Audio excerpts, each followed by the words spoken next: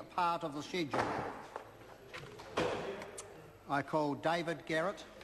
Mr Chairman, we know that many who go to jail once are likely to reoffend and return.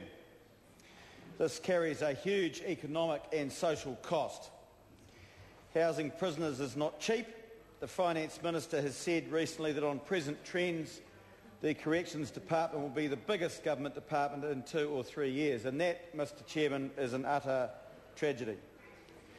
While the ACT Party has focused on ensuring the most violent offenders are put behind bars longer, and we make absolutely no apology about that, we would much rather have no one committing a second or a third strike offence.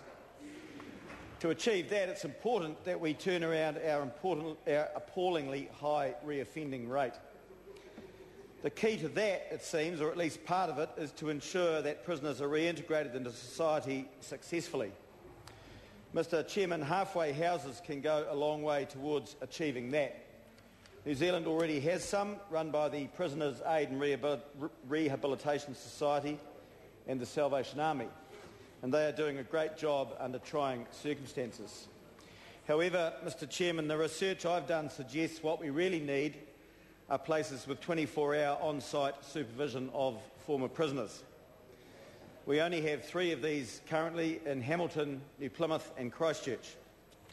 Canada is often cited in this House as a model to look up to, and I understand that in Canada they have had a very successful experience with such models. In that country, almost all long-term prisoners after their sentences are placed in halfway houses with live-in supervisors, and here's the killer: their reoffending rates are 5 or 6 times lower than here. Mr Chairman, in our view, that more than anything explains the supposed, or the actual, I should say, successes in Canada as opposed to here. In those institutions in Canada, while the supervisors closely monitor the former prisoners, they do not clean up after them. It is the former prisoners who do their own shopping, their own cooking and everything else that comes with being free. With such a high success rate, we must question why we don't invest more funding into such projects here. A successfully rehabilitated prisoner costs the state far less than having to remand him in custody for his next offence, it's usually a he, put him on trial and then rehouse him in prison. Mr Chairman, it's well known and oft quoted that the cost of doing that is $90,000 or so a year. In our view, Mr Chairman, hand in hand with a tough policy for those who do not wish to be rehabilitated or are too dangerous to be in the community, we must seriously consider funding more halfway houses here. The current system is clearly not working when we have recidivism rates approaching 80% after 5 years.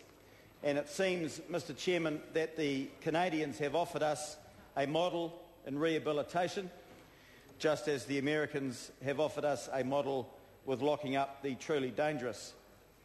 If we don't do something to decrease those reoffending rates and recidivism rates, we will continue to have a revolving door system, I should say, with prisoners inevitably ending up back where they started.